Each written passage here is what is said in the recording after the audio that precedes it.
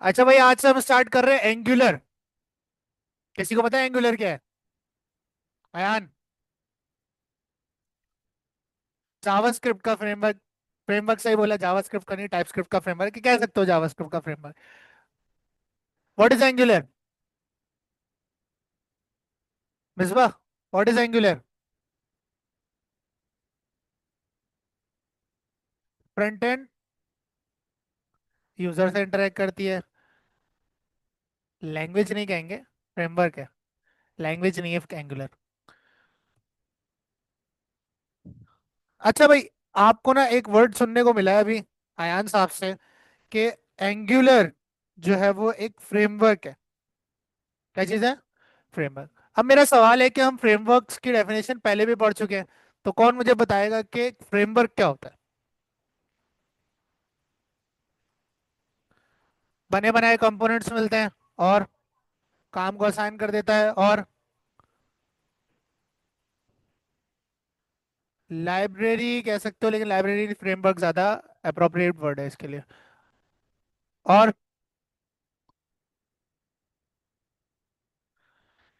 Framework हम कहते हैं एक ऐसा टेम्पलेट या एक ऐसा फोल्डर स्ट्रक्चर जो आपको किसी लैंग्वेज पे कोई एप्लीकेशन बनाने के लिए स्टार्टर टेम्पलेट प्रोवाइड करता हो।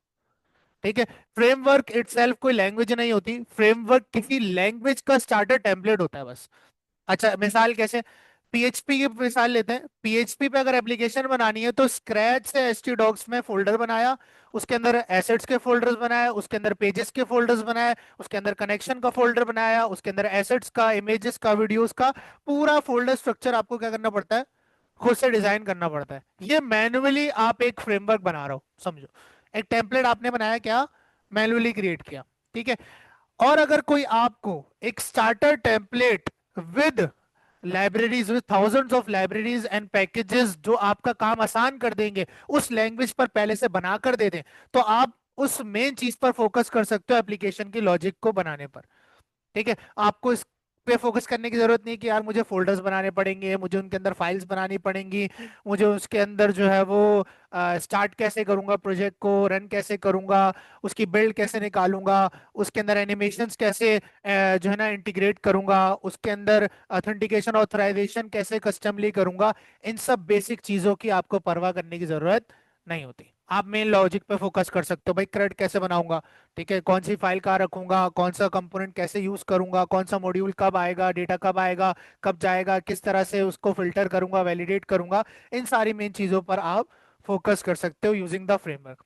तो वो जो स्क्रैच से आप पहले फोल्डर स्ट्रक्चर पूरा बना रहे थे, वो आपको बना बनाया मिलता है, लेकिन एडिशनली उसमें आपको बहुत सारे पैकेजेस और लाइब्रेरीज भी मिलते हैं जो आपके, यानी डेवलपर के बेसिक काम जो एक एप्लीकेशन में डेवलपर करेगा ही करेगा। डेवलपर नैप बार बनाएगा, डेवलपर फुटर बनाएगा, डेवलपर ऑथराइजेशन या ऑथेंटिकेशन करेगा, ठीक है, यानी लॉगिन साइन अप करेगा।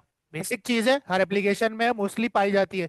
इसके पैकेजेस आपको दिए गए हैं, आपको बनाने की कस्टमली जरूरत नहीं है। अगर आपको फॉर एग्जांपल एपीआई फैचिंग करनी है या एपीआई हैंडलिंग करनी है, उसके लिए बहुत सारे मेथड्स आपको बनाकर दिए गए हैं, आपको सर्विसेज बनाकर दी गई हैं एंगुलर के अंदर। ठीक है। एक्स वाई जेड जितने भी आपके पास इवेंट्स होते हैं, अब देखो फ्रंट एंड पर इवेंट्स ट्रिगर होते हैं ना, बटन पे क्लिक होना, कुछ परफॉर्म होना, कोई एक्शन परफॉर्म होना, इन सब को हैंडल करने के लिए पैकेजेस, लाइब्रेरीज, मेथड्स, मॉड्यूल्स, बहुत सारी चीजें एंगुलर में पहले से मौजूद है। ठीक है। जिससे आप हेक्टिक नहीं होते, आप फ्रस्ट्रेट नहीं होते कि भाई अब मैं ये भी कस्टमली करूं, ये भी कस्टमली करूं। एंगुलर आपको एक ऑटो पायलट पे सब कुछ हैंडल कर रहा होता है, बस आप मेन स्ट्रीम की लॉजिक लिखते जाओ और आपका काम ऑटोमेटिकली होता जाएगा। यह चीज आप स्क्रैच से चाहो तो खुद भी कर सकते हो। ठीक है। एंगुलर जो है वो ओन करता है और जिसे क्रिएट किया है उसका नाम है गूगल भैया। ठीक है। एंगुलर क्रिएट किया है गूगल ने। और कोई भी फ्रेमवर्क होता है वो किसी न किसी लैंग्वेज पर बेस करता है। लारावेल पीएचपी का फ्रेमवर्क, यानी कि लारावेल जो आपको पूरा फ्रेमवर्क बनाकर दिया गया है, पूरा फोल्डर स्ट्रक्चर, पूरा एक वर्क फ्लो बनाकर दिया गया है उसका, उसके अंदर आप पीएचपी के जरिए से काम कर रहे होते हो। ठीक है। तो लैंग्वेज की तो जरूरत पड़ेगी। इसी तरह जो एंगुलर है वो चलती है टाइपस्क्रिप्ट पर। एंगुलर टाइपस्क्रिप्ट का फ्रेमवर्क है। और टाइपस्क्रिप्ट क्या है? जावास्क्रिप्ट प्लस एक्स्ट्रा फीचर्स, ये कहलाती है आपके पास टाइपस्क्रिप्ट। यानी कि अगर किसी को जावास्क्रिप्ट आती है तो 80% टाइपस्क्रिप्ट उसको वैसी आती है। एक्स्ट्रा फीचर्स में टाइप सेफ्टी, मेथड्स की टाइप्स, इंटरफेसेस ऊप पढ़ ली, ये सारी चीजें पढ़ ली, तो आपको 95% टाइपस्क्रिप्ट आ जाएगी, जो कि मैं ऑलरेडी पढ़ा चुका हूं। ठीक है। अब इसके लिए टाइपस्क्रिप्ट आना जरूरी है। अब जो बच्चे एब्सेंट हैं, अब उनका काम है कि वो टाइपस्क्रिप्ट को कवर करें। ठीक है, इतनी वो मुश्किल नहीं है। वैसे मुश्किल है टाइपस्क्रिप्ट? जिसको जावास्क्रिप्ट आती है उसके लिए टाइपस्क्रिप्ट मुश्किल नहीं है। ठीक है। टाइपस्क्रिप्ट बेसिकली जावास्क्रिप्ट का एक इम्प्रूव्ड वर्जन कहलाता है। क्या कहलाता है? Improve version. अब वो मैं टाइप सेफ्टी पे नहीं जा रहा, वो आप लोग खुद ही पढ़ लेना। ठीक है। ऑल दो मैं इसकी सीरीज डाल दूंगा जब मैं दूसरे बैच में पढ़ाऊंगा तो। अच्छा, अब हमने बात कर ली सर फ्रेमवर्क क्या होता है। फ्रेमवर्क यानी कि जिसमें आपको एक स्टार्टर टेम्पलेट मिले और बेसिक बेसिक जो एक एप्लीकेशन में सारे काम होते हैं उनका ऑटो पायलट का एक इंटरफेस मिल जाए। ठीक है, ये आपके पास फ्रेमवर्क कहलाता है। अब एक टर्म यूज होती है एंगुलर और रिएक्ट में भी। ठीक है, जिन्होंने रिएक्ट जेएस का नाम सुना और एंगुलर जेएस का, एक टर्म यूज होती है जिसे कहते हैं एसपीए। क्या होती है यानी? अभी याद आ जाएगा, single page application. SPA means single page applications. Angular और रिएक्ट ऐसे फ्रेमवर्क्स हैं जो सिंगल पेज एप्लीकेशंस क्रिएट करने के लिए यूज किए जाते हैं। अच्छा, अब सुनने में ऐसा लग रहा होगा कि सर एक ही पेज होगा वेब एप्लीकेशन में। नहीं, एक एचटीएमएल फाइल होगी। कितनी एचटीएमएल फाइल्स होंगी? एक एचटीएमएल फाइल होगी। अच्छा सर, अगर एक एचटीएमएल फाइल होगी तो फॉर एग्जांपल अगर मैं अबाउट की एचटीएमएल फाइल बनाना चाह रहा हूं तो वो मैं कैसे दिखाऊंगा? अच्छा, सिंगल पेज एप्लीकेशन का मतलब ये नहीं कि एक एचटीएमएल फाइल होगी। सिंगल पेज एप्लीकेशन का मतलब है कि ये एप्लीकेशन कभी लोड नहीं होगी। लोड नहीं होगी, रीलोड नहीं होगी। ये एप्लीकेशन, वो पर्टिकुलर वेब एप्लीकेशंस जिनका फ्रंट एंड एंगुलर और रिएक्ट पर बना होता है, वो पर्टिकुलर एप्लीकेशंस कभी रीलोड नहीं होती। सिर्फ पहली दफा में लोड होती हैं और वो पूरी एक साथ रेंडर हो जाती हैं और फिर कभी भी लोड नहीं होती। मिसाल देता हूं, देखो, अगर फॉर एग्जांपल मैं एक वेबसाइट खोलूं, जैसे लेट सपोज मैंने दराज खोली। ठीक है। अब यहां देखना, दराज जैसी मैं ओपन करूंगा तो दराज ऊपर लोड हो रही है। यहाँ पर नहीं, स्क्रीन पर तो नजर आ रहा होगा आपको। ठीक है। अब ये इतनी स्लो है दराज की, ये लोड होती रहेगी, लोड होती रहेगी। ठीक है, अभी खुल जाए तो मैं आपको बता दूं। ठीक है। इस लोड टाइम से क्या होता है? यूजर फ्रस्ट्रेट होता है, यूजर का एक्सपीरियंस खराब होता है, यूजर बोलता है क्या थकी हुई वेबसाइट है, इससे अच्छा तो मैं अमेजोन से जाके खरीद लूं। ठीक है। अब फॉर एग्जाम्पल अगर मैं साइन अप पे क्लिक करता हूं, या एक सेकेंड, मैं हेल्प एंड सपोर्ट पे किसी चीज पे क्लिक करता हूं, जैसे ऑर्डर पे जाता हूं, कोई और पेज अगर मेरे पास खुलता है, तो यहाँ देखो ये फिर से लोड पर चला गया दूसरा पेज खुलने के लिए। देख रहे हो, मैं एक पेज से नेविगेट किया दूसरे पेज पर, तो ये कितना ज्यादा लोड ले रहा है। ठीक है। तो ये सॉल्यूशन भी प्रोवाइड करती है सिंगल पेज एप्लीकेशंस। अगर सोचो, एक पेज से दूसरे पेज पर जाओ और वेबसाइट रीलोड ही ना हो, तो कितनी फास्ट खुलेगी वेबसाइट? वेबसाइट रीलोड ही नहीं हुई, आपका जो रीलोडर है ना ऊपर ब्राउजर का, ये घूमेगा ही नहीं। क्योंकि आपके पास एक ही एचटीएमएल फाइल यूजर को सर्व होती है, और बस उस एचटीएमएल फाइल में according to the route content change हो रहा होता है। क्या चेंज हो रहा होता है? कंटेंट। ये जितना कुछ हम वेबसाइट के इंटरफेस पे देखते हैं इसे कंटेंट कहते हैं। चाहे हम नेव बार देख रहे हो, चाहे हम हेडर देख रहे हो, चाहे हम फुटर देख रहे हो, कोई टेक्स्ट देख रहे हो वेबसाइट पे, इसको कंटेंट कहते हैं। सिंगल पेज एप्लीकेशंस में एक ही एचटीएमएल फाइल यूजर को रिप्रेजेंट की जाती है, और उसी एचटीएमएल फाइल में अकॉर्डिंग टू द राउट, कि अगर अबाउट का राउट है तो अबाउट का कंटेंट उस एचटीएमएल फाइल में लोड कर दिया जाता है। अगर आपके पास प्रोडक्ट का राउट है तो प्रोडक्ट का कंटेंट उस एचटीएमएल फाइल में लोड कर दिया जाता है। तो जब फाइल चेंज होगी नहीं तो डॉम भी रिलोड नहीं होगा, और जब डॉम रिलोड नहीं होगा तो पेज रिलोड भी नहीं होगा। पेज रिलोड होता ही इसलिए क्योंकि जो आपका ब्राउजर का डॉक्यूमेंट ऑब्जेक्ट मॉडल है, डॉम, जो हम फर्स्ट क्लास में पढ़ चुके हैं, जो आपके पूरे वेब के पेज के स्ट्रक्चर को डिफाइन करता है, वो रिफ्रेश होता है तो पेज रिफ्रेश होता है। और वो रिफ्रेश इसलिए होता है ताकि जो चेंजेस किए गए पीछे से वो दोबारा से लोड हो और यूजर को चेंजेस दिखाए जाए। ठीक है। तो जब डॉम रीलोड नहीं होगा तो इसका मतलब पेज भी रिलोड नहीं होगा। और जब एक ही एचटीएमएल फाइल है तो पेज रिलोड होने का सवाल पैदा नहीं होता। अच्छा, इसके पीछे भी बड़ा मैकेनिज्म है, अभी हम उसे डिस्कस करेंगे कि चीज बिहाइंड द सीन कैसे पॉसिबल होती है।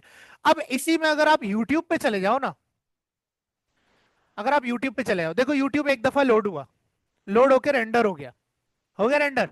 ठीक है। रेंडर होने के बाद अब देखना, यहां पर मैंने फॉर एग्जांपल अपना चैनल सर्च किया। ठीक है, अभी मैंने एंटर नहीं दबाया, जैसे ही एंटर दबाऊंगा, देखना रीलोडर नहीं घूमेगा, वेबसाइट रीलोड नहीं हुई। किसी राउट के ऊपर ऊपर राउट चेंज हुआ, देखो results search query equals to तैयब बिट्स लिखा हुआ है राउट के अंदर। जैसे ही राउट चेंज हुआ तो इसी सेम पेज के अंदर कंटेंट बदल गया। ये कहलाती है सिंगल पेज एप्लीकेशंस। कौन सी एप्लीकेशंस? Single page. ऐसी एप्लीकेशंस जो कभी रीलोड नहीं होती है और एक ही एचटीएमएल फाइल उसमें सर्व होती है, वो सिंगल पेज एप्लीकेशंस कहलाती हैं। अच्छा, ऐसा नहीं है कि अब एंगुलर के अंदर मैं एक ही एचटीएमएल की यानी एक ही यूआई की फाइल बनाऊंगा उसी में सब रख दूंगा, ऐसा नहीं है। एक एचटीएमएल फाइल सर्व होगी, लेकिन वो एचटीएमएल फाइल दूसरी एचटीएमएल यूआई फाइल से कंटेंट उठा उठाकर अपने पास शो कराएगी। वो जो एचटीएमएल फाइल आपने पीछे बनाई हुई है, जैसे आपने हेडर के एचटीएमएल फाइल बनाई हुई है, वो लोड नहीं होगी इसमें। वो जो मेन फाइल है ना, वो सारे कंपोनेंट्स की यूआई उठाएगी और अपने पास मेन स्ट्रीम पर लोड करेगी विदाउट रीलोडिंग द पेज। इससे आपकी यूजर की एक्सपीरियंस अच्छा होता है, वेबसाइट की परफॉर्मेंस मेमोरी यूजेज भी अच्छी होती है, और यूजर को आपकी वेबसाइट चलाने में मजा भी आता है। अब यूट्यूब कितना तेज लोड हुआ और दराज देख लो तुम, क्या दराज के पास यूट्यूब से ज्यादा डेटा होगा? ये देखना पड़ेगा। एक स्टैक नहीं होगा ना। यार एक वेबसाइट थी, हाँ हाँ वो नाम नहीं याद आ रहा।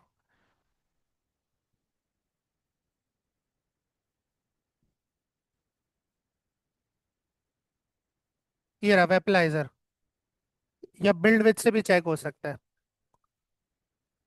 बिल्ड विथ यहाँ पर हम अगर यूआरएल डालेंगे ना दराज का, तो आपके पास ये आपको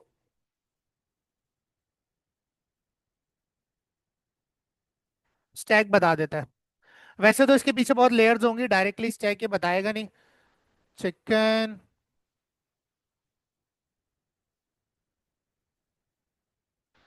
हाँ सारे विजेट्स एनालिटिक्स ट्रैकिंग के लिए सेल्स फोर्स यूज हो रहा है, डोमेन इनसाइट्स यूज हो रहे हैं। ठीक है, विजेट्स इसमें ये सारे यूज हो रहे हैं, लैंग्वेज इंग्लिश मल्टीलिंगुअल इसके अंदर यूज हो रही है। ठीक है, एंड्रॉयड ऑल्टरनेटिव भी यूज हो रहा है इसके अंदर, एक्स कोड भी यूज हो रहा है, तो मतलब पीछे बहुत सारा स्टैक है इसके पीछे ना, क्योंकि बड़ी वेबसाइट है ना। डन है, तो इनसे आप चेक कर सकते हो स्टैक। तो ये है आपके पास सिंगल पेज एप्लीकेशन का कॉन्सेप्ट। अब बात करते हैं कि ये चीज पॉसिबल कैसे होती है, वो टर्म सारी मैंने यहाँ पर लिख रखी है। ठीक है, तो हमने सेव किया था एनजी के नाम से। एनजी दिख रहा है यहाँ पर, ये रहा। ठीक है। अच्छा, सबसे पहले आता है एंगुलर का आईवी इंजन। आपको इसकी फुल फॉर्म नहीं पूछेगा क्योंकि इसकी कोई ऑफिशियल फुल फॉर्म नहीं है। ठीक है, अगर आप सर्च करोगे तो आपको एआई टूल्स या गूगल पे आर्टिकल्स में ये दिखेगा कि ये एक बस एक कोड बेस नेम रखा हुआ है उस इंजन का, इसकी कोई एक्चुअल फुल फॉर्म एग्जिस्ट नहीं करती गूगल की तरफ से। ठीक है, तो ये रेंडरिंग इंजन है। किसका? एंगुलर का रेंडरिंग इंजन है। रेंडर करने किसे कहते हैं? वेबसाइट पे कंटेंट लोड होने को रेंडरिंग कहते हैं। क्या कहते हैं? वेबसाइट पे कंटेंट लोड होने को रेंडरिंग कहता है। अब रेंडरिंग दो तरीके की होती है, एक क्लाइंट साइड रेंडरिंग होती है, एक सर्वर साइड रेंडरिंग होती है। एंगुलर दोनों को सपोर्ट करता है। अगर आप चाहो तो आप अपनी वेबसाइट का कंटेंट सर्वर पर रेंडर करवाओ और यूजर को बस आउटपुट दिखा दो, या तो आप चाहो तो क्लाइंट साइड पे यानी यूजर की मशीन में ही पूरा कंटेंट लोड करवा दो। लेकिन जो सबसे बेटर वे है वो है सर्वर साइड रेंडरिंग, क्योंकि सर्वर ज्यादा पावरफुल होता है, जरूरी नहीं कि यूजर की मशीन पावरफुल हो। तो जो पावरफुल प्रोसेसर या मशीन होगी या जहां पावरफुल इंटरनेट होगा, वो पर्टिकुलर साइट पर रेंडरिंग ज्यादा अच्छी होगी। हाँ, पेंटियम चला रहे हो तो हो गया काम। ठीक है, तो आईवी इंजन रेंडरिंग इंजन है एंगुलर का, जो कि बहुत फास्ट रेंडरिंग करता है आपके कंटेंट के एंगुलर में। ठीक है। अच्छा, उसके बाद है चेंज डिटेक्शन। अब मान लो आप एंगुलर के होम पेज पर खड़े हुए हो। ठीक है, अब एंगुलर में भी लारावेल की तरह राउट्स होते हैं। क्या होते हैं? राउट्स होते हैं। स्लैश होम का राउट होगा तो आपको एक और कंपोनेंट दिखा रहे होगे, अगर स्लैश अबाउट का राउट होगा तो कोई और कंपोनेंट दिखा रहे होगे, बिल्कुल वैसे ही सिमिलर। ठीक है, राउट चेंज होने पर कंटेंट चेंज हो जाता है पेज के अंदर। ठीक है, अब होम पर जो कंटेंट था वो अलग था, जो यूजर को दिख रहा है यूआई के अंदर, और जो आपके पास अबाउट पर कंटेंट होगा वो अलग होगा। जब आप अबाउट के राउट को हिट करोगे ना, तो जो आपका चेंज डिटेक्शन सिस्टम है एंगुलर का, जिसे एंगुलर का ब्रेन भी कहते हैं, ठीक है, ये डिटेक्ट करता है कि क्या कोई चेंज हुआ है। यानी कि राउट चेंज होने पर कंटेंट चेंज होगा ना, तो ये डिटेक्ट करता है क्या राउट चेंज हुआ है, या फॉर एग्जांपल कोई ट्रिगर हुआ है, कोई इवेंट ट्रिगर हुआ है, कोई एपीआई हिट हुई है, या वगैरह वगैरह, ये डिटेक्ट करता है उसे। और इसको बताता कौन है कि कोई चेंज हुआ है? वो बताता है जोन डॉट जेएस। कौन बताता है? Zone dot JS. Zone dot JS आपके पास जावास्क्रिप्ट की एक लाइब्रेरी है जो कि एंगुलर के साथ यूज होती है। ये एक ऐसी लाइब्रेरी है जो कि आपके वेबसाइट के कंटेंट को वॉच करती है। यानी वॉचमैन है। क्या है?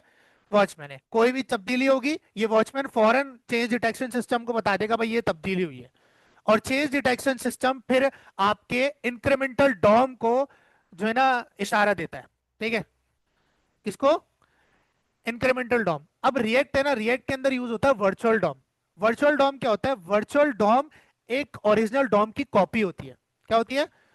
ओरिजिनल डॉम की कॉपी होती है। उस कॉपी में रिएक्ट सारा डेटा लोड करता है और जहां जहां चेंजेस हुए होते हैं वहां वहां ओरिजिनल डॉम में चेंजेस कर देता है, जिसकी वजह से पेज रीलोड नहीं होता। लेकिन एंगुलर में वर्चुअल डॉम का कॉन्सेप्ट नहीं है। ठीक है? एंगुलर में कॉन्सेप्ट है इंक्रीमेंटल डॉम का। Angular is able to change the original DOM. ये पैच करता है डायरेक्ट ओरिजिनल डॉम को। ये वर्चुअल डॉम क्रिएट नहीं करता। कोई डॉम की कॉपी क्रिएट नहीं करता। ये आपके ब्राउजर के ओरिजिनल डॉक्यूमेंट ऑब्जेक्ट मॉडल को चेंज कर सकता है using the change detection system. ठीक है? तो जब कोई चेंज डिटेक्ट होता है, अब देखो, आपके पास होम पेज पर हेडर फुटर था, अबाउट पर भी होगा। तो ये दो कंटेंट ऐसे हैं जो हर पेज पर होंगे, चेंज नहीं होंगे। चेंज नहीं होंगे। बीच का पार्ट हो सकता है चेंज हो जाए, हो सकता है बीच में भी कोई ऐसा कंपोनेंट है जो होम और अबाउट पर सेम हो। तो चेंज डिटेक्शन सिस्टम क्या करता है? ये चेक करेगा कि पिछले वाले पेज के कंटेंट में और अगले वाले पेज के कंटेंट में डिफरेंस क्या है। ठीक है? डिफरेंस चेक करेगा और इंक्रीमेंटल डॉम सिर्फ उस डिफरेंस को डॉम में लोड करता है, जिससे लोड टाइम भी कम हो जाता है और आपकी मेमोरी भी कम यूज होती है।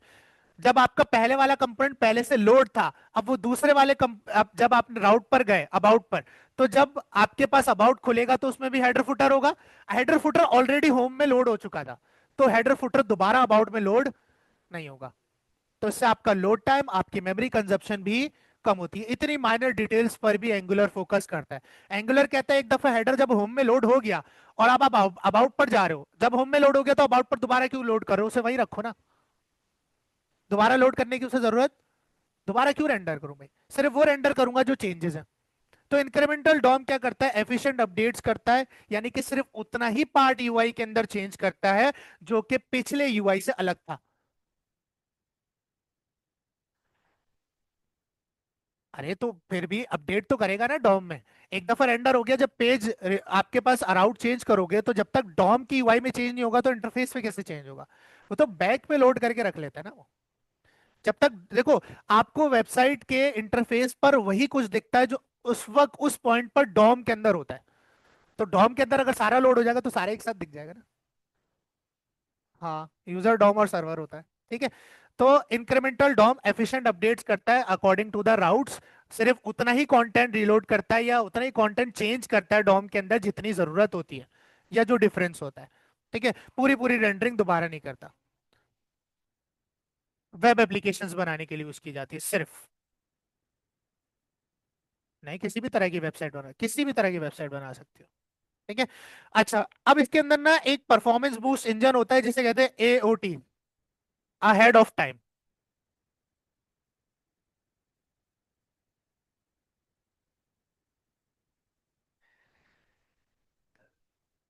Ahead of time. ठीक है? Ahead of time basically angular का कंपाइलर है। क्या है? कंपाइलर है। अहेड ऑफ टाइम इस नाम से क्या पता चल रहा है? सबसे आगे। यानी कि आपका कोड जब बिल्ड कर रही होती है एंगुलर, उसी वक्त आपका सारा कोड रेंडर करके रख लेती है, जिससे जब आप एप्लीकेशन को ब्राउजर पे लोड करते हो तो आपकी पलक झपकते साथ ही पूरी वेबसाइट आपके सामने होती है। जिस तरह यूट्यूब है। ठीक है? यूट्यूब का जो पूरा फ्रंट एंड है वो एंगुलर पे बना हुआ है, एंगुलर सीएलआई पे। ठीक है? तो आपके पास अहेड ऑफ टाइम क्या है? कंपाइलर है। किसका? एंगुलर का। जो कि बिल्ड टाइम के ऊपर ही जब आपकी एप्लीकेशन को आप एग्जीक्यूट करते हो उसी वक्त पूरी एप्लीकेशन को रेंडर करके रख लेता है, जिससे आपकी परफॉर्मेंस बूस्ट होती है, आपकी वेबसाइट जल्दी लोड होती है। तो जितने भी आजकल मॉडर्न फ्रंट एंड्स हैं वो सारे रिएक्ट और एंगुलर पे इसलिए बन रहे हैं क्योंकि सिंगल पेज एप्लीकेशन है, परफॉर्मेंस बूस्ट है, रेंडरिंग फास्ट है, बार बार रिलोडिंग टाइम नहीं है। इन सब चीजों की वजह से इन फ्रेमवर्क्स को ज्यादातर फ्रंट एंड पे यूज किया जाता है। ठीक है? बात समझ आ गई? इसमें किसी का कोई सवाल? क्या?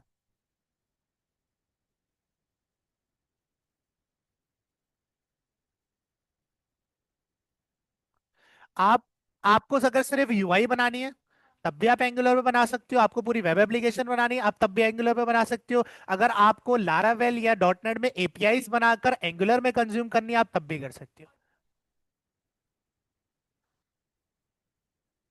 मोबाइल एप्लीकेशंस नहीं, आईओएस तो मोबाइल एप्लीकेशन होती है। नहीं नहीं, मोबाइल एप्लीकेशन सिर्फ वेब एप्लीकेशंस बनती हैं इस पे, हाँ इसका कोई क्रॉस प्लेटफॉर्म नहीं है। रिएक्ट का है रिएक्ट नेटिव। ठीक है, रिएक्ट नेटिव पे वेब भी बन जाती है, एंड्रॉइड भी बन जाती है और आईओएस भी बन जाती है। एंगुलर का कोई नेटिव वर्जन नहीं है, लेकिन मेरे सुनने में आया था कि एंगुलर इस पे काम कर रहा है, कि एंगुलर अपना जो है वो निकालेगा नेटिव फ्रेमवर्क भी। हाँ, सबसे अच्छी फ्लटर है। ठीक है। डार्ट। डार्ट। ठीक है, इसमें किसी का कोई सवाल? अच्छा, अब एंगुलर का प्रोजेक्ट बनाने की बात करते हैं, एंगुलर की इंस्टॉलेशन की बात करते हैं कि हम अपने सिस्टम में एंगुलर को इंस्टॉल कैसे कर सकते हैं। ठीक है। अब एंगुलर एक फ्रेमवर्क है, यानी कि एक पैकेज है, एक फोल्डर पैकेज है जो कि पूरा इंस्टॉल होगा हमारे सिस्टम में जब भी प्रोजेक्ट बनाएंगे, लाइक लारावेल। ठीक है। तो अगर आप पीछे थोड़ा जाओ तो पीएचपी के जितने भी फ्रेमवर्क्स और लाइब्रेरीज थे या कोई भी थर्ड पार्टी डिपेंडेंसी या पैकेज था, उसको इंस्टॉल करने के लिए एक डिपेंडेंसी मैनेजर या जिसे हम पैकेज मैनेजर भी कहते हैं उसकी जरूरत पड़ती थी। पीएचपी का कौन सा था? कंपोजर। कौन था पीएचपी का? कंपोजर। कंपोजर के बिना पीएचपी का कोई भी पैकेज फ्रेमवर्क लाइब्रेरी इंस्टॉल नहीं हो सकती आपके ऑपरेटिंग सिस्टम के अंदर। तो पैकेज मैनेजर होना जरूरी है। अब जो आपके पास एंगुलर है वो फ्रेमवर्क है टाइपस्क्रिप्ट का, टाइपस्क्रिप्ट बेस करती है जावास्क्रिप्ट पे, इसका मतलब है इसको बनाने के लिए जावास्क्रिप्ट का पैकेज मैनेजर लगेगा, और उस पैकेज मैनेजर का नाम है एनपीएम, नोड पैकेज मैनेजर, जो कि आपको मिलता है नोड जेएस में। किस में मिलता है? नोड जेएस में। तो अगर हमें वीट भी कर सकते हैं लेकिन नहीं। ठीक है। अगर आपको सॉरी, अगर आपको इसका प्रोजेक्ट बनाना है तो आपको एनपीएम चाहिए होगा, और एनपीएम के लिए आपको क्या चाहिए होगा? Node JS. हाँ हाँ, बना सकते हो, यार्न से भी बना सकते हो, बन से भी बना सकते हो, एनपीएम से भी बना सकते हो, लेकिन ये एक ही बात है। देखो बाद में भी तो नोड मॉड्यूल इंस्टॉल करोगे ना। भाई एंगुलर की ऑफिशियल डॉक्यूमेंटेशन अपना तरीका देती है, लेकिन रिएक्ट की ऑफिशियल डॉक्यूमेंटेशन वीट को बोलती है, इसलिए हम वीट पे जाते हैं। एंगुलर की जब डायरेक्ट कह रही है तो आप डायरेक्ट करो ना। ठीक है। तो वीट से भी कर सकते हो, कर लेना, कोई मसला नहीं है, हर्ज नहीं है, लेकिन नोड मॉड्यूल्स फिर भी तुम्हें बाद में इंस्टॉल करने पड़ेंगे। अच्छा, अब नोड जेएस चाहिए सर। नोड जेएस इंस्टॉल करना आता है सबको? ठीक है। कहाँ जाएंगे? Node JS download. ठीक है, और कौन सा वर्जन करेंगे यार? एलटीएस। कौन सा करेंगे? लॉन्ग टर्म सपोर्ट वाला। ठीक है, करंट नहीं करना, करंट में बग्स वगैरह होते हैं क्योंकि ये वो होता है, बीटा वर्जन होता है एक तरह का। ठीक है। हाँ। अच्छा, एंगुलर को पढ़ने के लिए एंगुलर के ऑफिशियल ट्यूटोरियल्स, उसका प्लेग्राउंड, हर चीज मौजूद है। डॉक्स। ठीक है, एंगुलर के अपने डॉक्स। ठीक है, यहाँ पर आओगे पूरा आपको मिल जाएगा, डॉक्स, ट्यूटोरियल्स, प्लेग्राउंड्स, इसके पूरे रेफरेंसेस, हर चीज आपको यहाँ मिलेगी। डॉक्स में जाओगे तो डॉक्स में जाने के बाद आपके पास यहाँ पर आप पढ़ सकते हो कि व्हाट इज एंगुलर, एंड सारी चीजें इसमें आपको डिफाइन की गई हैं जो चाहिए एंगुलर के अंदर। ठीक है। एंगुलर इतनी मुश्किल नहीं है, अगर आप थोड़ा सा टाइम दे दो तो एंगुलर इतनी ज्यादा मुश्किल नहीं है। ठीक है। मतलब अगर आप 50% कॉन्सेप्ट भी पढ़ लोगे तो आप एक बड़ी एप्लीकेशन बना सकते हो, या आप एपीआई फैचिंग वगैरह और एपीआई हैंडलिंग कर सकते हो उसके अंदर बड़े इजी से। ठीक है। Angular is a web framework that empowers developers to build fast, reliable applications that users love. ये Angular खुद कह रहा है, मैं नहीं कह रहा। ठीक है। Maintained by a dedicated team of Google, Angular provides a broad suite of tools. Suite किसे कहते हैं?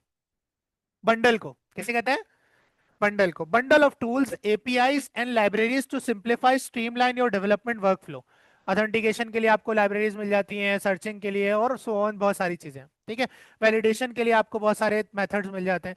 Angular gives you a solid platform on which to build fast reliable application that scale with both size of your team and the size of your code base. अच्छा, एक चीज है angular में, angular की जब अपडेट आती है ना तो डेवलपर हिल जाता है। क्योंकि बहुत मेजर मेजर चेंजेस करते हैं एकदम से। ठीक है, मतलब ऐसा होता है कि पिछले कॉन्सेप्ट्स को डेप्रिकेट भी कर देते हैं। तो अगर फॉर एग्जांपल आपने किसी बंदे को एंगुलर पे फ्रंट एंड बना कर दिया था एंगुलर 17 में, और अब एंगुलर 20 चल रही है, तो ब्राउजर पे उसकी वेबसाइट में मसले आएंगे, आपको अपडेट करके देनी पड़ेगी, और उसके लिए आपको एंगुलर 20 सीखनी पड़ेगी। ठीक है, तो मैंने जो लास्ट टाइम सीखी थी वो 19 सीखी थी। ठीक है, और अब चल रही है 21। ठीक है, तो देखते हैं अगर कोई इशू होगा तो अल्लाह मालिक है। ठीक है, तो देख लेंगे, कोई मसला नहीं है। ये बात सबको समझ आती है। ठीक है, तो इसके वर्जन्स का बड़ा ख्याल रखना है। ठीक है, जैसे लारावेल कहता है ना खुद को प्रोग्रेसिव फ्रेमवर्क, के वक्त के साथ आपको लारावेल के साथ ग्रो होना है, तो ये भी एक तरह का प्रोग्रेसिव फ्रेमवर्क है। वक्त के साथ पढ़ते ही रह जाओगे इसको, जिंदगी खत्म हो जाएगी, इसके फीचर्स खत्म नहीं होंगे।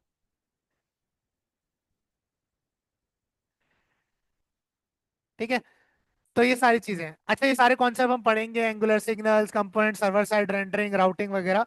ठीक है, सबसे पहले चलते हैं इंस्टॉलेशन पे। ठीक है, और देखते हैं इंस्टॉल कैसे कर सकते हैं इसको हम। अच्छा, इंस्टॉल के लिए आप प्लेग्राउंड में भी मतलब इसे चला सकते हो। ठीक है, इसे आप ओपन करोगे तो ये पूरा प्लेग्राउंड खुल जाएगा, यहाँ पर आप कोड एग्जीक्यूट करके प्रीव्यू डायरेक्ट वेब पर देख सकते हो। लेकिन अगर पूरी एप्लीकेशन बनानी है तो आपको प्रोजेक्ट बनाना पड़ेगा, और प्रोजेक्ट बनाने के लिए आपके पास यहाँ पर आएगा setup a new project locally, जिनमें प्री रेक्विजिट्स यानी कि जो पहले से आपको तैयारी करनी है, नोड जेएस इंस्टॉल होना चाहिए वर्जन 20 और न्यूअर। ठीक है, अब नोड जेएस आपको पता है, आपने यहाँ से जाके इंस्टॉल कर लेना है, कोई मुश्किल बड़ी बात नहीं है। या करके दिखाऊं?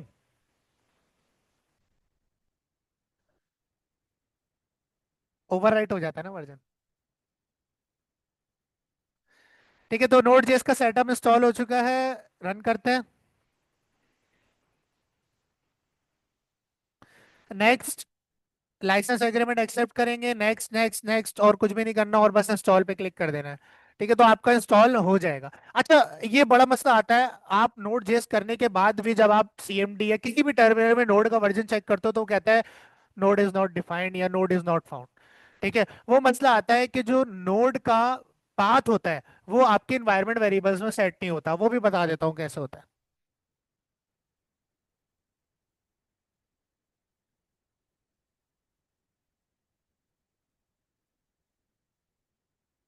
ये गौर से देखना, अगर आपके पास एनपीएम का मसला है तो आपने काम लाजमी करना है, फिनिश किया, आपके पास हो गया। अब आपने कोई भी टर्मिनल खोलना है अपने पूरी विंडोज के अंदर, कोई सा भी टर्मिनल, और यहाँ लिखना है नोड स्पेस -v।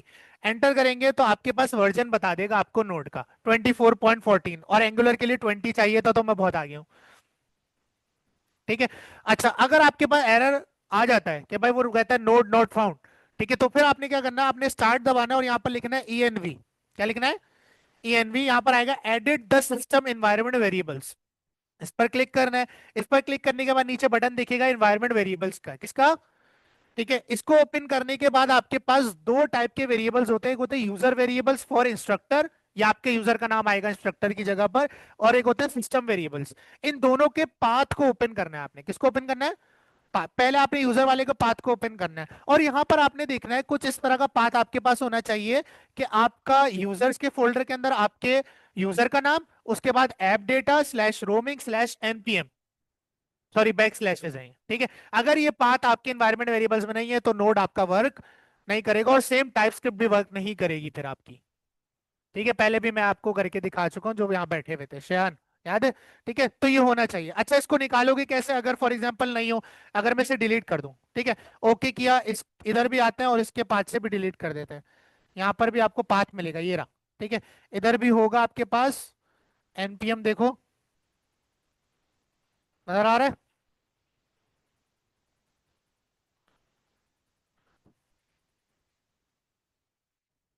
अच्छा, खैर इसमें नहीं है, इसमें भी ऐड कर देंगे। ठीक है, ओके करते हैं। अभी देखो मैंने डिलीट कर दिया। ठीक है, अब मुझे अगर पाथ चाहिए तो मैं पाथ कहाँ से लाऊंगा? अब आपने आ जाना अपने सी में, किसमें आना है? सी में। सबसे पहले आपको पता होना चाहिए विंडोज के किस यूजर पर हो, मैं इंस्ट्रक्टर यूजर यूज कर रहा हूँ। ठीक है, इंस्ट्रक्टर यूज कर रहा हूँ। फिर आपने आना है सी के अंदर यूजर्स के फोल्डर में, किसमें आना है? यूजर्स के फोल्डर में। यूजर्स के फोल्डर के अंदर आपने उस पर्टिकुलर फोल्डर में जाना है जो आपके यूजर का है, यानी आईएनटी मेरा इंस्ट्रक्टर है, आपका एसटीडी होगा, या आपके लैपटॉप में आपके नाम का होगा, एचपी का होगा, या अयान नाम से होगा। इंस्ट्रक्टर में आने के बाद यहाँ पर आपको कहीं पर भी ऐप डेटा डायरेक्टली नहीं मिलेगा, वो फोल्डर हिडन होता है।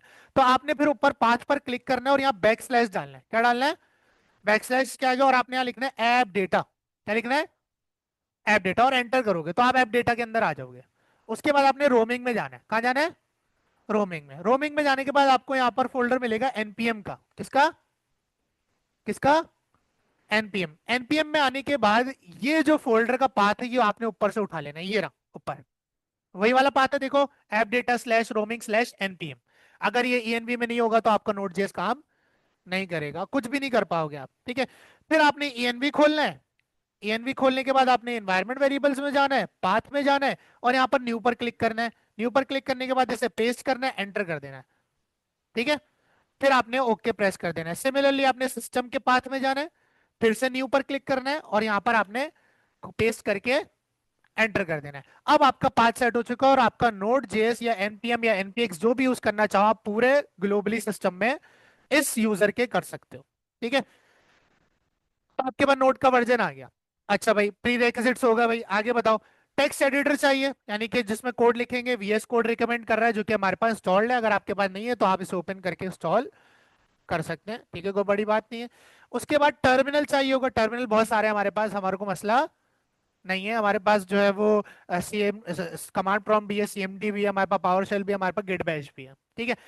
अच्छा, लारावेल में अगर आप याद करो, लारावेल में अगर मुझे कमांड लाइन से कुछ भी जनरेट करना होता था लारावेल के प्रोजेक्ट के अंदर, तो मैं एक सीएलआई टूल का यानी कमांड लाइन इंटरफेस टूल का यूज करता था जो लारावेल के साथ आता है। क्या नाम था उसका? आर्टिसन। क्या नाम था? आर्टिसन। आर्टिसन बेसिकली आपके पास लारावेल का सीएलआई टूल है, यानी कमांड लाइन इंटरफेस टूल है, जो कि कमांड के जरिए, जो सीएमडी वाले इंटरफेस होता है उसे कमांड लाइन इंटरफेस कहते हैं। कमांड्स के जरिए अगर आप प्रोजेक्ट में कुछ जनरेट करना चाहते हो, या प्रोजेक्ट के अंदर कुछ प्रोजेक्ट को रन करना है, प्रोजेक्ट को टेस्ट करना है, प्रोजेक्ट को बिल्ड करना है, तो फिर हमें कमांड लाइन इंटरफेस भी चाहिए होता है उस पर्टिकुलर फ्रेमवर्क का। तो जो आपके पास एंगुलर का कमांड लाइन इंटरफेस है उसे एंगुलर सीएलआई कहते हैं, और जब हम कमांड में उसे लिखते हैं तो एनजी लिखते हैं। क्या लिखते हैं? एनजी।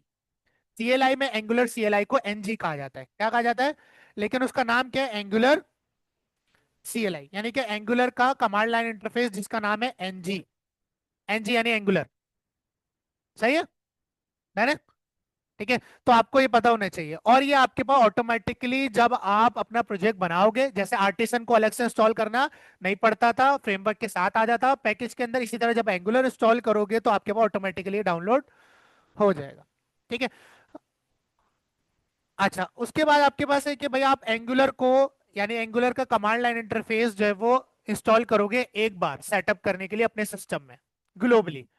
ये कमांड आपने चलानी है एक बार, फिर आप जितनी बार प्रोजेक्ट बनाना चाहो आप क्रिएट कर सकते हो, आपको ये पूरा सेटअप दोबारा करने की जरूरत नहीं है, ठीक है। एनपीएम से भी कर सकते हो, यानी नोड पैकेज मैनेजर। अगर आपके पास पीएनपीएम है, ये अलग पैकेज मैनेजर है, इसको अलग से डाउनलोड करना पड़ता है। यार्न एक अलग पैकेज मैनेजर है, बन एक अलग पैकेज मैनेजर है, ठीक है। तो आप किसी से भी कर सकते हो, एंगुलर ने आपको खुली छूट दी है, लेकिन हम किससे करेंगे?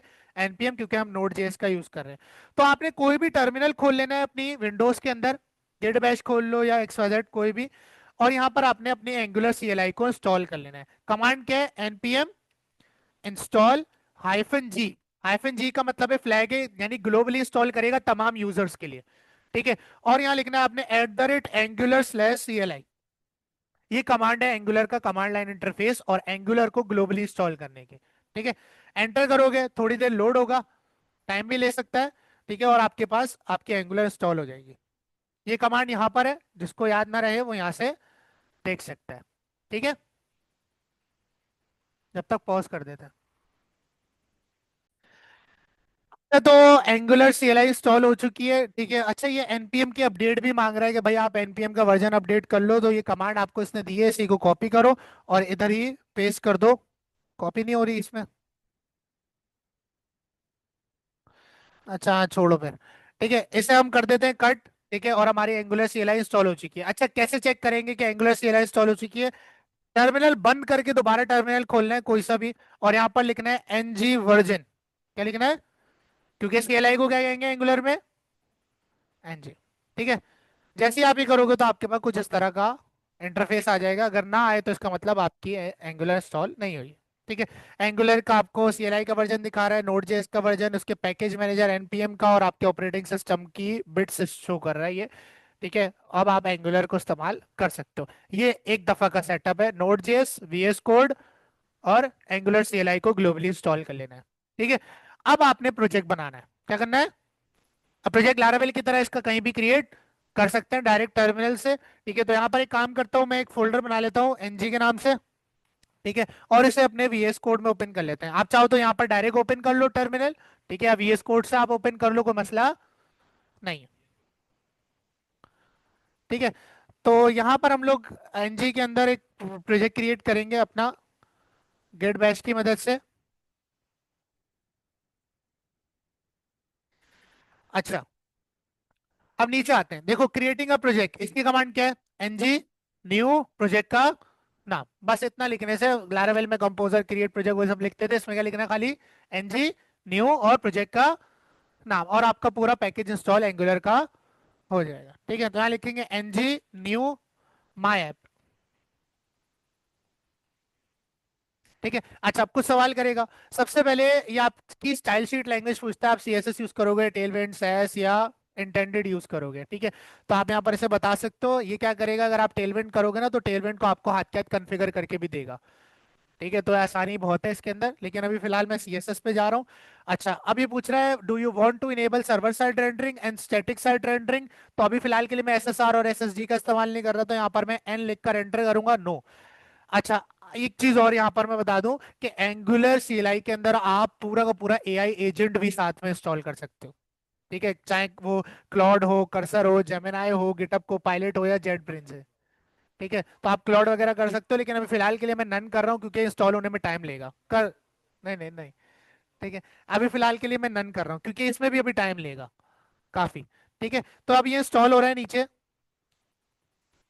और देखो आपके पास ये फोल्डर बन के आ चुका है पूरा। अब नोड मॉड्यूल्स वगैरह इंस्टॉल करेगा और आपका प्रोजेक्ट रेडी हो जाएगा। बिल्कुल। ठीक है, एसआरसी वो फोल्डर है जिसमें हम ज्यादातर वक्त बिताएंगे।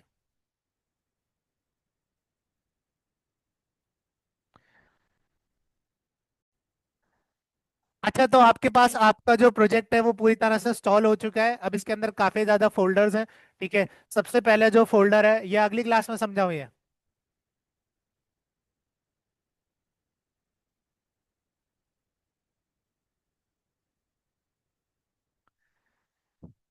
अच्छा, अब देखो इसके अंदर जो आपके पास वीएस कोड का फोल्डर है। ठीक है, ये वीएस कोड की अपनी कॉन्फ़िगरेशन, उसकी एक्सटेंशन, उसके टास्क वगैरह की जेसन फाइल्स हैं जो ये खुद कॉन्फ़िगर करता रहता है। ठीक है, उसके बाद नोड मॉड्यूल्स का फोल्डर है। लारावेल में आपके पास एक फोल्डर होता था वेंडर का। ठीक है, जो आपके तमाम फ्रेमवर्क के, जो पूरा आपका लारावेल का फ्रेमवर्क है उसके तमाम जितने पैकेजेस हैं थर्ड पार्टी, जो डिपेंडेंसी मैनेजर आर्टिसन की मदद, सॉरी, कंपोजर की मदद से हम इंस्टॉल करते थे, वो सब वेंडर में होते थे। और एंगुलर में वो सब नोड मॉड्यूल्स कहलाते हैं। क्या कहलाते हैं? यानी कि जितने भी XYZ पैकेजेस हैं, आपकी सीएलआई का पैकेज, आपके सर्वर का पैकेज, प्रोजेक्ट रन होगा उसका पैकेज, हर चीज का पैकेज नोड मॉड्यूल्स में होगा। इसका मतलब नोड मॉड्यूल्स नहीं तो आपका प्रोजेक्ट भी रन नहीं होगा। ठीक है, तो आपके पास तीसरा फोल्डर है पब्लिक का। ठीक है, ये वो फोल्डर है जिसमें आप पब्लिकली अवेलेबल चीजें जैसे कि इमेजेस, एसेट्स वगैरह अपने सारे इसमें रखोगे। ठीक है, इसमें कोई भी कोड की फाइल नहीं होगी। जैसे इसमें देखो अभी फेव आइकन रखा हुआ है एंगुलर का, जो कि टैब में शो होता है। ठीक है, उसके बाद आपके पास यहाँ पर एक एडिटर कॉन्फ़िगर की फाइल है जो कि वीएस कोड की कॉन्फ़िगरेशन फाइल है। उसके बाद गिट इग्नोर की फाइल है। गिट इग्नोर की फाइल पता होनी चाहिए आपको। गिट इग्नोर की फाइल वो फाइल होती है जिसमें हम फाइल्स के नाम लिखते हैं, फोल्डर्स के, उन फाइल और फोल्डर्स के नाम लिखते हैं जो हम गिटहब की रेपोजिटरी में अपलोड नहीं करना चाहते या गिट से ट्रैक नहीं करवाना चाहते। ठीक है, तो यहाँ पर देखो जैसे डिस्ट है, जैसे आउट टीएस है, बेजल आउट है, नोड मॉड्यूल्स का फोल्डर नहीं जाएगा गिट के ऊपर, गिटअप के ऊपर। ठीक है, तो वो सारे फोल्डर्स फाइल्स इसमें होते हैं। ठीक है, उसके बाद आपके पास प्रिटियर है। ठीक है, प्रिटियर बेसिकली एक एक्सटेंशन है वीएस कोड की। ठीक है, या आपके पास एक टूल है जो कि आपके कोड को ऑर्गेनाइज रखता है, मतलब कि जो खिचड़ी है वो नहीं पकने देता, आपके कोड को एक इंडेंट में रखता है, एक फॉर्मेट में रखता है। ठीक है, तो प्रिटियर उसका काम कर रहा होता है यहाँ पर। एंगुलर की जेसन है जो कि एंगुलर की पूरी कॉन्फ़िगरेशन, उसके वर्जन्स की फाइल्स, हर चीज इसके अंदर मौजूद है। इसको आपने बिल्कुल नहीं छेड़ना, अगर आप इसे छोड़ोगे तो फिर आपके प्रोजेक्ट गया। उसके बाद आपके पास पैकेज डॉट जेसन की फाइल है, यानी कि जितने भी एनपीएम की मदद से या सिंपल फॉर्म में जितने भी नोड मॉड्यूल्स में पैकेजेस हैं उनकी तमाम कॉन्फ़िगरेशन, स्क्रिप्ट्स वगैरह और वर्जन्स इसमें डिफाइन होते हैं। ठीक है, तो यहाँ से आपको पता चल जाता है कि भाई मेरे पास फलाना पैकेज है या नहीं है, या कौन से वर्जन का अपडेट करना नहीं करना। ये बड़ी हेल्पफुल होती है। ठीक है। उसके बाद आपके पास रीडमी की फाइल है। रीडमी की फाइल क्या होती है, जब हम गिटहब पर अपना प्रोजेक्ट अपलोड करते हैं तो उसके नीचे जो डिस्क्रिप्शन दिखती है वो रीडमी के अंदर से आ रही होती है। ठीक है, तो ये वो फाइल होती है, इसके अंदर हम प्रोजेक्ट को डिफाइन करते हैं, प्रोजेक्ट के आर्किटेक्चर को या वगैरह वगैरह कुछ भी लिख सकते हैं इसके अंदर। उसके बाद टाइपस्क्रिप्ट की कॉन्फ़िगरेशन ऐप की फाइल है, और ये जो टाइपस्क्रिप्ट की कॉन्फ़िगरेशन जेसन फाइल है, ये बेसिकली टाइपस्क्रिप्ट कंपाइलर की है। ठीक है, ये पूरी ट्रांसपाइल, जब हम लोग टाइपस्क्रिप्ट लिख रहे थे तो उस वक्त भी ये बनती थी। ठीक है, इस फाइल के अंदर कंपाइलर की इंफॉर्मेशन डिफाइन होती है कि किस तरह से टाइपस्क्रिप्ट ट्रांसपाइल होगी जावास्क्रिप्ट में, और फिर उसे ब्राउजर अंडरस्टैंड करेगा, उसकी पूरी कॉन्फ़िगरेशन इसमें हुई हुई होती है। ठीक है, और उसकी स्पेक की फाइल है फिर। ठीक है, तो ये सारी फाइल्स हैं। उसके बाद आपके पास जो मेन फोल्डर है वो है एसआरसी यानी सोर्स का। पूरी एप्लीकेशन का जितना सोर्स कोड है वो सब हम इसी के अंदर लिख रहे होंगे। ठीक है, इसी में सारे कंपोनेंट्स बनाएंगे, इसी के अंदर सारी सर्विसेज बनाएंगे, जितने भी कंपोनेंट्स वगैरह के अंदर काम है वो सब इसी के अंदर बनाएंगे। ठीक है। अच्छा, जो आपके पास लारावेल है वो फॉलो करता था एमवीसी आर्किटेक्चर को। एंगुलर के अंदर भी आर्किटेक्चर्स हैं। ठीक है, एंगुलर के अंदर शेयर्ड आर्किटेक्चर है, एंगुलर के अंदर एमवीसी आर्किटेक्चर भी आप बना सकते हो, एंगुलर के अंदर आप M V V C sorry M V V M architecture भी बना सकते हो, model view view model, sorry M V V C, model view view controller. ठीक है, तो ये आर्किटेक्चर भी आप इसमें क्रिएट कर सकते हो। ठीक है, लेकिन जो एंगुलर बेस करती है ना, वो करती है कंपोनेंट बेस आर्किटेक्चर पर, यानी कि एंगुलर की यूआई जो फ्रंट एंड है वो बेस करता है कंपोनेंट बेस आर्किटेक्चर के ऊपर। अच्छा, कंपोनेंट क्या होता है? वेबसाइट का एक यूआई का टुकड़ा कंपोनेंट कहलाता है। नैव बार, साइड बार, स्लाइडर, कार्ड, ये सब छोटे छोटे कंपोनेंट्स हैं। और जब कंपोनेंट्स यूआई में जुड़ जाते हैं तो फ्रंट एंड यानी आपका वेब पेज बन जाता है। ठीक है, तो कंपोनेंट बेस्ड आर्किटेक्चर इसके अंदर फॉलो होता है, जिसे हम कंपोनेंट एनाटॉमी कहते हैं। एंगुलर के डॉक्यूमेंटेशन में ये लफ्ज यूज हुआ हुआ है। ठीक है, अब कंपोनेंट एनाटॉमी क्या है? कंपोनेंट एनाटॉमी एक ऐसा कॉन्सेप्ट है जिसमें हर कंपोनेंट की 4 फाइल्स बनती हैं। एंगुलर के अंदर कितनी फाइल्स बनती हैं? 4। ठीक है, सबसे पहले उस कंपोनेंट की यहां लिख देता हूं मैं। फॉर एग्जाम्पल, आप एक कंपोनेंट बना रहे हो हेडर या फुटर या कार्ड, कुछ भी कंपोनेंट बना रहे हो। ठीक है, तो उसकी सबसे पहले एक एचटीएमएल फाइल बनेगी जो कि यूआई डिफाइन करेगी हेडर की। ठीक है, उसके बाद उसकी एक सीएसएस या एससीएसएस जो भी आप यूज कर रहे हो उसकी फाइल बनेगी, जो कि स्टाइल डिफाइन करेगी आपके हेडर का, यानी कि स्टाइलिंग के लिए अलग फाइल होगी इस कंपोनेंट की। हर इंडिविजुअल कंपोनेंट की स्टाइलिंग की फाइल भी अलग होगी, उसकी एचटीएमएल फाइल भी अलग होगी। उसके बाद उसकी एक टाइप स्क्रिप्ट की फाइल बनेगी, जिसमें अगर आप उस कंपोनेंट के अंदर कोई टाइप स्क्रिप्ट का कोड लिखना चाहते हो, कोई टाइप स्क्रिप्ट की एम्बेड करना चाहते हो, तो बेसिकली ये एक क्लास होती है, टाइप स्क्रिप्ट की क्लास बनी होती है। इसके अंदर आप उस कंपोनेंट में जितना टाइप स्क्रिप्ट का काम करना चाहते हो आप उसकी टाइप स्क्रिप्ट की फाइल में करोगे, एचटीएमएल फाइल में डायरेक्टली नहीं करोगे, और ना आप कर सकते हो। ठीक है, उसके बाद होती है उसकी एक टेस्टिंग फाइल। कौन सी होती है? ठीक है, टेस्टिंग फाइल ये यूनिट टेस्टिंग के लिए होती है, इसे आप रन करके अपने कंपोनेंट्स वगैरह को टेस्ट कर सकते हो। तो ये 4 टाइप की फाइल्स हर कंपोनेंट के साथ बनती हैं। इससे फायदा ये होता है कि हर कंपोनेंट की अपनी एचटीएमएल फाइल है, अपनी सीएसएस फाइल है, अपनी टाइपस्क्रिप्ट की फाइल है, खिचड़ी नहीं पकेगी कभी भी। हेडर के लिए चारों फाइलें अलग हैं, नैप बार के लिए अलग हैं, फुटर के लिए अलग हैं, स्लाइडर के लिए अलग हैं, कार्ड के लिए अलग हैं, अबाउट के लिए अलग बनाओगे, होम के लिए अलग बनाओगे, सबके लिए अलग होगा। ये बहुत ऑर्गेनाइज वे रहता है। ठीक है, और ये चारों फाइलें आपको एक फोल्डर में मिलती हैं जो कि कंपोनेंट के नाम से होगा। ठीक है, हेडर का फोल्डर होगा, अबाउट का फोल्डर होगा, उसमें चार चार फाइलें होंगी, और इन्हीं फाइलों के अंदर हम उनका कोड लिख रहे होंगे। ठीक है, तो यहाँ पर हम इसे कट करते हैं, और यहां पर आपके पास बेसिकली पहले से एक कंपोनेंट पहले से बना हुआ है, उस कंपोनेंट का नाम है ऐप। क्या नाम है? ये देखो, एक फोल्डर है। ठीक है, एक फोल्डर है। अब इसमें देखो, आपको ऐप की एचटीएमएल फाइल मिल रही है, आपको ऐप कंपोनेंट की एचटीएमएल फाइल मिल रही है। ठीक है, आपको सीएसएस फाइल मिल रही है। ठीक है, आपको स्पेक टीएस की फाइल मिल रही है, टेस्टिंग की। ठीक है, और आपको कॉन्फ़िगरेशन की, खैर ये ऐप की कॉन्फ़िगरेशन की फाइल अलग है। ठीक है, ये इसके साथ आती है। और आपको एक एक्स्ट्रा फाइल यहाँ पर इस कंपोनेंट में दिखेगी जो कि बाकी कंपोनेंट्स में नहीं होगी, वो है ऐप राउट डॉट टीएस। ये वो फाइल है जिसमें हम राउट्स डिफाइन करेंगे, जैसे लारावेल के राउट्स डिफाइन करते थे। डिलीट। ठीक है, तो आपके पास ये चारों फाइल्स है। अगर आपको कोई भी एचटीएमएल लिखनी है, अच्छा इसने क्या किया हुआ है, इसने इसी के अंदर सीएसएस करी हुई है, आप इसकी सीएसएस इसमें भी लिख सकते हो। ठीक है, इसके लिए अलग से फाइल बनी हुई है, ये फाइल एक दूसरे से रिलेट हो जाती है। ठीक है, क्लियर है। और यहाँ पर आपको जो नीचे index dot H T M L की फाइल मिल रही है जो कि एसआरसी के अंदर रखी हुई है, ऐप में नहीं रखी हुई, ये सर्व होती है आपके आपके ब्राउजर पर। ठीक है। अब इसके अंदर आपके पास एक कंपोनेंट लोड हो रहा है जिसका नाम है ऐप रूट, और वो यही कंपोनेंट है। ठीक है। अगर मैं ऐप डॉट टी एस में जाऊं, ठीक है, तो ये बना हुआ आपके पास ऐप का कंपोनेंट जिसका सेलेक्टर देखो क्या बना हुआ है, ऐप रूट, उसी के नाम से यहां पर ये लोड हो रहा है। इसका मतलब है index dot HTML file serve होगी, index dot HTML file app root को सर्व करेगी। किसे सर्व करेगी? ऐप रूट को। और मैं जितना अपना कंपोनेंट या यूआई को लोड करूंगा वो ऐप रूट में करूंगा। किस में लोड करूंगा? तो ऐप रूट डायरेक्टली किस में जाएगा? एचटीएमएल फाइल में जाएगा। ठीक है, इस तरह से काम चल रहा था। उसके बाद ये मेन टीएस है, ठीक है, ये कॉन्फ़िगरेशन फाइल है आपके मेन सोर्स की। ठीक है, इसमें भी हम थोड़ा बहुत काम करते हैं जो पूरी एप्लीकेशन को हैंडल करे, ऐसा कोड वो हम इसमें लिख रहे होते हैं। और ये ग्लोबल सीएसएस की फाइल है, इसमें आप ग्लोबल सीएसएस लिख सकते हो जो सबके लिए वर्क करेगी। ठीक है, अदरवाइज कंपोनेंट वाइज आप कंपोनेंट वाइज के अंदर ही करोगे। ठीक है। अच्छा, अब बात करते हैं कि हम एंगुलर का प्रोजेक्ट रन कैसे करेंगे। ठीक है।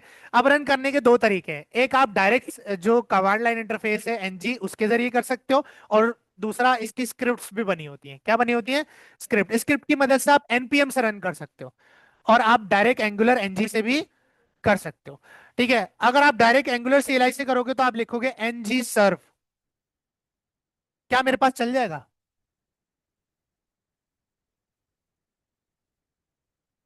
क्यों एरर आया? कमांड सही है। मैं किस फोल्डर में खड़ा हूं? अरे टीएमडी में देखो, सी के अंदर एनजी में हूं। गिट बैश में क्या पाथ आ रहा है? सी के अंदर एनजी में हूं। मेरे प्रोजेक्ट का नाम क्या है? माई ऐप के अंदर आऊंगा तो एनजी सर्व होगा ना। ठीक है, तो यहां पर हम करेंगे सी डी माई ऐप। अब देखो मेरा पाथ चेंज हो गया, क्या हो गया? माई ऐप हो गया। माई ऐप हो गया। अरे गिट बैश खोला हुआ है ना, ब्रांच दिखा रहा है। एनजी सर्व, क्या लिखेंगे? एनजी सर्व। तो अब आपके पास ये बिल्ड करेगा आपके प्रोजेक्ट को बेसिकली। अभी एक दो सवाल भी करेगा। हाँ। ठीक है, तो ये देखो ये रन हो चुका है, और आपके पास लोकल होस्ट 4200 पर आपकी ऐप रन हो चुकी है। स्टार्टर टेम्पलेट है इसका, और ये आ रहा है ऐप रूट से। कहां से आ रहा है? ऐप रूट से। फेव आइकन वो तो टैब में दिखेगा ना, ऊपर। बेटा वो रिएक्ट है, रिएक्ट में थी एसवीजी, इसमें नहीं है एसवीजी। फेव आइकन था, ये रहा पब्लिक में फेव आइकन है खाली। रिएक्ट में होती है एसवीजी जो घूम रही होती है। ठीक है। अच्छा, अगर स्क्रिप्ट की मदद से करेंगे तो कैसे करेंगे? देखो आपने आना है पैकेज डॉट जेसन में। कहाँ हो गए? ठीक है, और पैकेज डॉट जेसन में आने के बाद यहाँ पर आपको एक पूरा ऑब्जेक्ट मिलता है स्क्रिप्ट के नाम से। किस नाम से? स्क्रिप्ट के नाम से। अगर आपको एनजी लिखना है तो आपको एनजी लिखना पड़ेगा एनपीएम के साथ। ठीक है। अगर आपको एनजी सर्व लिखना है तो एनपीएम के साथ क्या लिख सकते हो? स्टार्ट। तो वो एनजी सर्व का काम करेगा। किसका काम करेगा? एनजी। देखो मैं इसे टर्मिनल को रोकता हूं और ये लिखता हूं एनपीएम स्टार्ट। तो स्टार्ट की स्क्रिप्ट क्या कहती है? मैं बैकग्राउंड में क्या रन करूंगा? एनजी सर्व, ये लिखा हुआ। स्टार्ट की स्क्रिप्ट पे क्या रन होगा? एनजी सर्व। तो एनपीएम के साथ जो भी स्क्रिप्ट लिखोगे उसके बिहाइंड पर ये सब चलेगा। अगर एनजी बिल्ड लिखोगे, सॉरी एनपीएम बिल्ड लिखोगे तो एनजी बिल्ड चल जाएगा। अगर एनपीएम वॉच लिखोगे तो ये पूरी कमांड चल जाएगी, जो कि आपको मैनुअली लिखनी पड़ेगी। बिल्ड बनाएगी ना इसकी, जैसे रिएक्ट में बिल्ड बनती है। पूरा प्रोजेक्ट थोड़ी जाएगा। ठीक है। और अगर आपको टेस्ट करना है तो एनपीएम टेस्ट भी लिख सकते हो। तो यहां पर जैसे ही मैं एनपीएम स्टार्ट करूंगा तो बैकग्राउंड में एनजी सर्व ही चलेगा। जब तक पैकेज डॉट जेसन में ये फाइल है, यानी स्क्रिप्ट का ऑब्जेक्ट है। ठीक है। तो अब आपके पास ये रन हो चुकी है, और आपकी कुछ इस तरह से एंगुलर की फर्स्ट स्टेप नजर आती है। ठीक है। तो क्या करना है? एंगुलर का प्रोजेक्ट बनाने के लिए node JS angular CLI install करनी है, और फिर एनजी न्यू करके प्रोजेक्ट बनाना है। प्रोजेक्ट फोल्डर थोड़ा बहुत समझा दिया, अगली क्लास में से रिवाइज कर लेंगे थोड़ा और डिटेल के अंदर। ठीक है, अंदर की कोड वगैरह भी देखेंगे, आर्किटेक्चर किस तरह इसका काम करता है, या कोड इसमें किस तरह लिखना होता है। ठीक है, वो सारा कुछ हम आहिस्ता आहिस्ता यहाँ पर देखेंगे। क्लियर है?